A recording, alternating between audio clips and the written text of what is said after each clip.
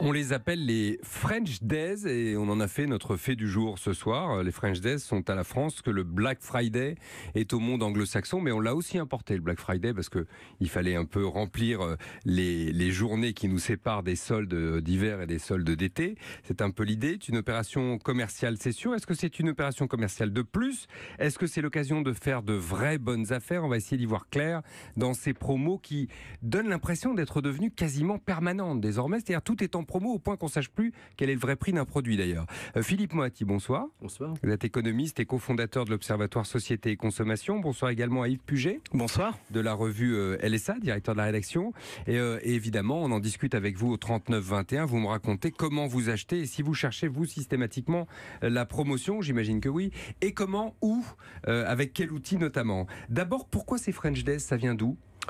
Je pense quand même que c'est une réplique effectivement à Amazon et au Black Friday qui a été une vraie réussite, notamment en 2017. Donc il y a eu au départ 6 enseignes françaises qui se sont dit on va monter notre propre événement. Et puis ça a l'air de marcher. Et résultat, je crois qu'il y a actuellement plus de 150 enseignes qui font du French Day aujourd'hui pendant 2-3 jours.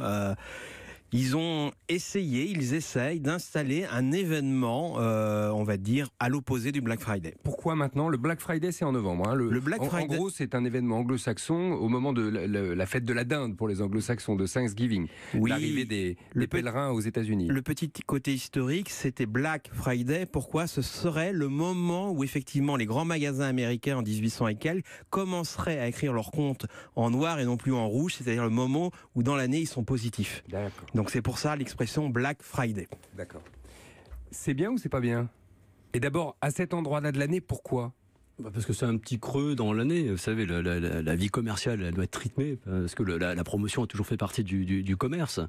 Et entre les soldes d'hiver et les soldes d'été, on a un trou. Donc les enseignes organisaient chacune à leur manière des événements. Les grands magasins étaient des spécialistes de la chose, mais là il y avait un petit trou. Et puis on se dit, comme ça marche bien de vendre en promo, on va pas se priver de créer une nouvelle occasion de se. Vous avez l'air un peu désabusé, mais c'est le jeu, non? C'est le jeu, parce que c'est un jeu de dupe en quelque sorte, parce que ça devient tellement courant avec de tels niveaux de décote des prix que ça devient une sorte de drogue. C'est-à-dire que les consommateurs sont pas idiots, ils comprennent bien que c'est les moments où il faut acheter. Comme en plus ces moments se multiplient, il suffit d'être un tout petit peu patient et la période prochaine de promo va bientôt arriver.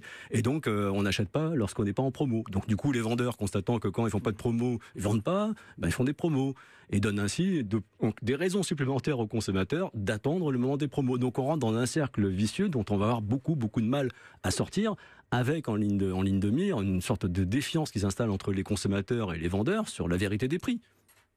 On ne sait plus lequel est le vrai, effectivement, on se pose la question. Mais à juste titre. Et notamment entre la boutique et le site internet, par exemple, qui lui fait plus souvent des rabais. C'est légal d'ailleurs de faire des rabais en permanence? On a le droit? Parce qu'on a le droit tant qu'on n'est pas sous le seuil de revente à perte. La vente à perte est réservée aux périodes de solde, 2 moments dans l'année. Mais moi j'ai vu un magasin qui affichait sur sa vitrine moins 70%. Là, en ce moment, ce qui révèle en creux le niveau des marges que réalisent des magasins, vous voyez que ça n'arrange pas l'état des relations entre les consommateurs et les marques. Oui, sur ce qui est le vrai prix, ce que vous disiez, exactement. Le vrai prix. Yves Puget. Oui, Philippe Moati parlait de trouver effectivement un espace où il y a moins de promotion. Si j'ai essayé de lister tout à l'heure, entre Noël, les soldes d'hiver, les soldes d'été, les fêtes des mères, les fêtes des pères, la Saint-Valentin, la Chandeleur, les foires au vin, le Black Friday, Halloween et le Blanc, et on pourrait continuer, ça commence à être bien rempli quand même. Donc on pourrait dire peut-être qu'il y en a trop. J'ai envie de croire qu'il y en a trop. J'ai envie de croire ce que dit Philippe, effectivement, que les Français vont plus rien y comprendre. Mais j'ai appelé rue du Commerce ce matin à 14h. Résultat, en trafic, ils étaient à plus de 190%, et en chiffre d'affaires, ils étaient à plus de 100% par rapport... Rue du Commerce, ça appartient à Carrefour. À Carrefour, un groupe par Carrefour. Rapport au même chiffre d'affaires de l'année dernière. Donc, il y en a peut-être trop, mais les Français, ils aiment ça. Oui, vous aimez ça. Racontez-moi. N'hésitez pas encore une fois, 39-21. Si je peux me Philippe Moati, allez-y. Effectivement, parmi les consommateurs, il y a du flux, on va dire. Oui, en tout cas, il y a des chasseurs de prix. Il y a des gens qui aiment ça, c'est la chasse au trésor, c'est parfait. Mais pour les autres, et sans doute la majorité, on n'est pas complètement idiot. On comprend bien que si on a à tel point des remises et aussi importantes, aussi fréquemment et aussi importantes, ça veut dire que les prix que l'on barre sont des prix qui sont certainement gonflés pour pouvoir mieux les barrer.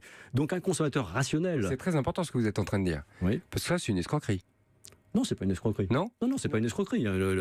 Tant qu'on reste dans les clous de la réglementation. Et ça, c'est fréquent, le prix barré? C'est-à-dire, quand je regarde sur un site internet, par exemple, je vois un prix barré, mettons, j'en sais rien, 90 €, pouf, il est barré, il est à 50 €. En fait, il aurait jamais été vendu à 90 €. C'est pas du tout ce que j'ai dit. Non, il a pu être vendu à 90 €. Il a pu être vendu à 90 €, mais on comprend bien du coup que la marge du 90 € était excessif. C'est ça que vous voulez dire. La marge du distributeur est calculée en fonction de la proportion des ventes qu'il va réaliser à prix plein et à prix barré. Donc un consommateur rationnel qui n'aime pas chasser les prix se dit, si j'achète au prix normal, je me fais couillonner. Donc c'est une incitation à devenir un chasseur de prix, même si on n'aime pas ça.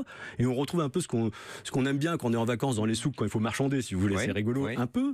Mais aujourd'hui, devoir se poser la question en permanence de savoir si on se fait couillonner ou non, ça devient inconfortable. On perd un peu la sécurité qu'avait engendré dans le passé le fait qu'on avait des prix fixes dans les magasins. Yves Puget. Mais la DGCCRF, donc en gros les fraudes, je crois qu'il y a à peu près un an, a rattrapé quelques distributeurs sur Internet qui faisaient quand même de la fraude. C'est-à-dire qu'il y avait des prix barrés qui n'étaient pas des prix barrés. Ils faisaient croire qu'il y avait des promotions. Donc de temps en temps, il y a aussi de la tromperie, il faut quand même le dire. De temps en temps, on nous annonce un prix et on a inventé le prix d'origine. Exactement. Donc il y a la DGCCRF qui veille, et c'est très bien, il faut qu'ils fassent leur travail. Donc il y a de la triche. Quand on me dit prix cassé, qui me dit que c'est le cas d'ailleurs ? Quelle est la référence? Quelle peut être la référence? Quel est le vrai prix? Où est le vrai prix? Enfin... Parfaitement raison, d'autant que la réglementation en la matière a changé. Dans le passé, on avait une notion juridique du prix de référence qui correspondait à des choses très très très précises. On ne pouvait pas barrer n'importe quoi. Aujourd'hui, la notion juridique de prix de référence, c'est-à-dire le prix qu'on barre, est devenue beaucoup plus floue. Et ça a ouvert un espace aux marques et aux enseignes pour pratiquer à peu près n'importe quoi. Et de fait, ce qu'on vend plus souvent, c'est pas un prix, c'est un niveau de remise. Devenons, nous, consommateurs, attentifs plus au niveau de remise qu'au niveau du prix. Et ça, selon les consommateurs, il y a des appréhensions différentes, parce que moi je vois bien, quand je discute ça à l'intérieur de la famille, on me dit je l'ai eu à moins 50%, je dis oui, enfin tu l'as quand même eu pour 50 €. Absolument. Donc il faut chercher la valeur absolue, c'est ça? Il faut être un consommateur très avisé, mais ça devient sportif d'être un consommateur aujourd'hui. Et logiquement, pour les soldes, pour la réglementation sur les soldes, il y a un garde-fou. Logiquement, un produit soldé doit être dans le magasin depuis au moins un mois. Ça, c'est pour les soldes. Ça, c'est juste pour les soldes. Oui. Oui. Mais là, on est hors solde, en quelque sorte. On est en braconnage, finalement. Il y a une forme de petit braconnage permanent qui s'est institué tout au long de l'année. Braconnage, non, j'emploierais pas ce terme-là. C'est totalement légal. Et les Français adorent ça. Si vous voulez, juste sur l'alimentaire, en hypermarché, supermarché, les promotions, c'est à peu près 3 milliards d'euros. Donc ça veut dire qu'il y a 3 milliards d'euros qui sont rendus aux Français. Donc les Français, aujourd'hui, tout le monde parle de pouvoir d'achat. Il y a quand même une attente. Alors, Saint-Turion nous dit sur le Twitter d'Europe 1 que c'est une arnaque, point, et il ajoute double anglicisme, French Days, qui pique les yeux. Je vous laisse évidemment réagir à ça si vous le souhaitez au 3921. On va en parler aussi avec Franck qui va nous rejoindre par téléphone, qui lui est patron de magasin et qui trouve que franchement ça commence à faire beaucoup toute cette affaire-là. On continue à en parler avec Philippe Moati, l'économiste, et avec Yves Puget de LSA. Pour intervenir sur Europe 1, appelez le 3921, 50 centimes la minute. Leclerc. Chérie, les enfants m'ont encore pris ma tablette. Non, t'es sûr? Ah ouais? Cela dit, comme en ce moment, avec le grand rendez-vous des promos chez Leclerc, il y a 15% de remise immédiate sur toute la gamme des tablettes Samsung. Super! Je me suis pris la Tab A 10 pouces rien que pour moi. Voilà! Du 24 au 28 avril, c'est le grand rendez-vous des promos chez Leclerc. Bénéficiez de 15% de réduction immédiate sur toute la gamme de tablettes Samsung. Voir modalités et magasins participants sur www.e.leclerc. Dis donc, c'est un grand modèle, ça! Et une grande marque. Waouh, cette année pour leur meilleur anniversaire, ils ont encore décidé de nous régaler chez Castorama. Bah vas-y, me laisse pas sur ma faim. Moins 25% sur toutes les facettes de cuisine, c'est plutôt une bonne recette pour tout changer sans se ruiner, non? Ah bah une promo comme ça, j'en reprendrais bien moi. Moi aussi. Par contre, les facettes de cuisine à moins 25%, c'est seulement jusqu'au 14 mai pendant le meilleur anniversaire Castorama. Alors en route chez Casto. Castorama, ensemble on peut tout faire. Hors commande en cours, voire conditions en magasin, ouverture exceptionnelle de certains magasins ce dimanche, voire liste sur castorama.fr. Europe Soir, Laurent Bazin sur Europe 1. On parle ce soir de ces French Days, alors qui piquent les yeux de ceux qui n'aiment pas les anglicismes, effectivement, de l'auditeur de tout à l'heure, qui dure jusqu'au 1er mai maintenant et qui associe, vous m'avez dit tout à l'heure, 160 ou 170 enseignes à travers la France. C'est Yves Puget qui a dit oui, de LSA, et c'est Philippe Moati, l'économiste, qui est également avec nous. 3921 pour réagir, c'est là ce que vous avez fait, Franck. Bonsoir à vous.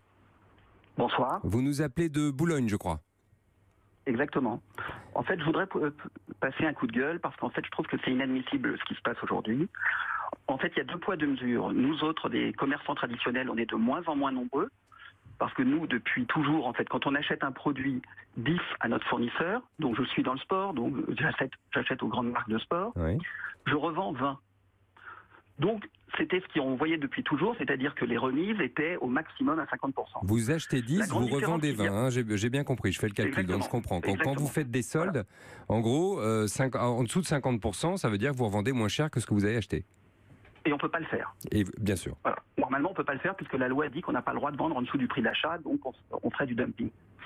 Maintenant, ce qui se passe aujourd'hui, c'est que les grandes enseignes internationales que tout le monde connaît, qu'on peut citer, qui sont les Decathlon, Zara, H&M, eux ne sont pas du tout dans cette logique-là. Ils ont leur propre marque, ils n'ont pas de fournisseur. Donc, ils achètent 10, ils revendent entre 80 et 100. Donc, quand eux, ils font des soldes, ils n'ont pas de problème de faire 50, 60, 70%. Parce que même à 70%, ils seront toujours plus élevés que nous. Mais même à quand on fait 80%, c'est inouï ce que vous racontez comme marge. C'est incroyable comme marge ce que vous racontez. Exactement. C'est dans le prêt-à-porter, c'est dans le sport, c'est dans énormément de métiers où, effectivement, pour eux, c'est très intéressant de faire des soldes privés, c'est très intéressant de faire des Black Friday. Aujourd'hui, on fait des French Days. Il y a des promotions tout au long de l'année. Parce que pour eux, la marge est toujours très intéressante. Et comment vous survivez, vous, Franck? Vous avez des boutiques de sport, vous avez dit, hein? Voilà. On survit de moins en moins bien. Et en fait, on se demande comment aujourd'hui, avec à la fois cette concurrence qui est, on va dire, complètement déloyale, et en plus avec les sites internet qui, eux, n'ont pas de magasin en vrai, en fait, ils sont donc derrière un bureau et ils ont donc moins de coûts fixes que nous, on doit payer les loyers, on doit payer le personnel, eh bien, on vit de moins en moins bien. Ouais. Et c'est de plus en plus dur pour nous. Restez avec nous parce que la discussion qui s'annonce, là, elle est passionnante. Yves Puget, Philippe Moati, vous voulez réagir? Lequel des deux veut commencer? Yves Puget. Allez, je comprends tout à fait les difficultés de l'auditeur. Après, je comprends aussi les difficultés de ceux qui sont au-dessus de lui, plus grands que lui, des enseignes que ce monsieur a citées. Aux États-Unis, le numéro 1 de l'habillement aujourd'hui, celui qui est en train de devenir le numéro 1, il s'appelle Amazon. Donc les enseignes traditionnelles, elles sont plus petites qu'Amazon souvent. Donc elles sont elles aussi les petits de l'affaire. Dans la même situation que Franck, dans la même situation. Donc elles sont obligées de lutter contre cette tendance de l'e-commerce et d'Amazon. Donc finalement, on est toujours le petit ou le grand de quelqu'un. Mais Franck, ça veut dire que quand vous achetez une chaussure, par exemple, de sport, je citais 2 marques, 3, et puis vous en agitera une troisième, s'il vous plaît, c'est pour le Conseil supérieur de l'audiovisuel. Adidas, Puma, et puis allez-y pour la troisième, je ne sais pas, je ne l'ai pas en tête. Nike, merci, c'était facile à remarquer. Vous avez un taux de rabais extrêmement minime, c'est ce que vous disiez tout à l'heure, mais comment ils font les autres pour le vendre moins cher que vous? Alors en fait, en général, si vous voulez, encore une fois, quand ils font des soldes, ils font pas, soit ils ont des accords particuliers, les très très gros. Ils ont des accords particuliers par rapport à un volume ou par rapport à une opération donnée. Ça peut arriver, par exemple. Encore une fois, on peut prendre l'exemple de Decathlon. Ils peuvent décider de faire ce qu'on appelle dans notre métier un spécial make-up, c'est-à-dire c'est un produit que pour eux. Nike va leur dire, vous achetez 5000 pièces de tel produit, et ce produit-là, qui est le produit que tout le monde connaît, il va être dans une couleur distincte pour qu'il ne soit que pour eux. Oui. Et à partir de ce moment-là, ils vont avoir un prix de départ qui sera inférieur à mon prix à moi. Ouais, c'est assez un traquenard. C'est pas facile l'histoire. En tout cas pour vous, hein, je compatis honnêtement parce que je trouve ça compliqué à évoluer. Juste d'un mot pour terminer avec vous, Franck, et pour pas vous prendre toute la soirée. Comment vous vous en sortez? Est-ce que vous, par exemple, vous êtes sorti de ce qu'on appelle la boutique en dur pour vous aventurer aussi sur Internet, ou est-ce que vous n'en avez pas les moyens? Ah, vous avez fait ça? Non, exactement. On essaye. Ça commence aujourd'hui à frétiller, mais ce sera l'avenir de demain. Ça représente aujourd'hui 5% de notre chiffre d'affaires, mais ça devrait augmenter effectivement dans les années à venir. Merci de votre appel, c'était passionnant vraiment de discuter avec vous. Philippe Moati. Oui, ce témoignage... On est avec nos comparateurs en main en plus tout le temps maintenant. Exactement, et ce témoignage témoigne, c'est un des aspects de la révolution qui est en train de vivre le commerce et qui va mettre à mal les commerçants indépendants multimarques. Et d'ailleurs, j'ai envie de dire pas seulement les indépendants, les multimarques, ceux qui achètent à des fournisseurs de produits de grande marque et essayent de les revendre aux consommateurs. Parce que là, on est face à une concurrence par les prix qui devient terrible, parce qu'effectivement, nous avons les outils de comparaison que nous offre Internet. Et donc, quelqu'un qui vend un produit de grande marque bien identifié, 1 euro de plus que ses concurrents, c'est déjà 1 euro de trop. Et vous avez des secteurs entiers qui sont en train de péricliter de cette manière-là. Le secteur qui me touche le plus, c'est le secteur de la distribution d'instruments de musique, qui est dominé par les marques. Et les magasins ont été laminés par les vendeurs sur Internet. J'en ai vu fermer plusieurs dans ma ville, effectivement, maintenant que vous m'en parlez. C'est un secteur qui est en train de disparaître. Absolument. Et un autre secteur est en train de suivre la même trajectoire. Le commerce de jouets, puisque là aussi il est dominé par les marques. On a vu que Toys R Us est ébranlé sur ses bases, parce que quand on vend les mêmes produits que les concurrents et qu'on est en concurrence avec les sites internet, eh bien c'est une concurrence implacable. Mais il n'y a que 2 questions à se poser. La concurrence ne sera jamais interdite, la promotion ne sera jamais interdite. Les 2 questions à se poser, c'est d'abord la première question, le respect de la loi. Est-ce que les distributeurs respectent la loi? La deuxième question à se poser, c'est est-ce qu'on peut changer la loi? Dans l'alimentaire, ils sont en train de travailler sur changer la loi, c'est-à-dire d'interdire les promotions à 70%, comme on l'a vu au mois de janvier, par exemple. Sur opérations Nutella ou des choses comme ça. Exactement. Et donc de plafonner les promotions à 33% ou 34%. Donc il y a juste ces 2 questions à se poser. Est-ce que la loi est respectée? De temps en temps, non. Et là, il faut punir. Très souvent, oui, mais de temps en temps, non. Et deuxièmement, est-ce qu'il faut changer la loi, par exemple, les périodes de solde? D'un dernier mot, Philippe Moati, mais je parle au cofondateur de l'Obsoco, l'Observatoire Société et Consommation. C'est nous aussi, consommateurs. C'est ce que nous voulons. Nous voulons payer moins cher, acheter moins cher. Oui, ça c'est évident. On veut toujours payer moins cher. On veut toujours payer moins cher. Pas forcément le produit d'ailleurs. Enfin, on n'achète pas toujours le produit le moins cher, mais une fois qu'on a choisi le produit qu'on désire, on cherche à l'obtenir moins cher. Mais malgré tout, on commence à comprendre que tout ça a un coût. Et notamment cette surenchère promotionnelle qui nous déstabilise profondément. Vous savez, on a fait une enquête il y a quelques temps pour essayer de comprendre la manière dont les Français s'imaginaient la formation des prix. Et il y a encore dans l'opinion publique une idée très très fortement ancrée, qui est que le prix est le reflet de la valeur des choses. Et la valeur de quelque chose dépend de la difficulté qu'il y a à le fabriquer, de quantité de matières premières et de travail incorporé. Et donc, quand vous voyez que le prix d'un même produit peut varier dans le temps et dans l'espace, et en fonction de la nature du client jusqu'à moins 70%, on se dit le prix est devenu déconnecté de la valeur et on est complètement déstabilisé. Donc peut-être qu'à court terme, on est content de faire des bonnes affaires, mais finalement, on se rend compte que on y perd quelque chose dans tout ça. Philippe Moati, merci beaucoup, économiste, cofondateur de l'Obsoco. Yves Puget, merci également. De la revue LSA, merci à Franck qui nous appelait de Boulogne, qui était absolument lumineux sur ce qu'il vivait dans ses boutiques de sport.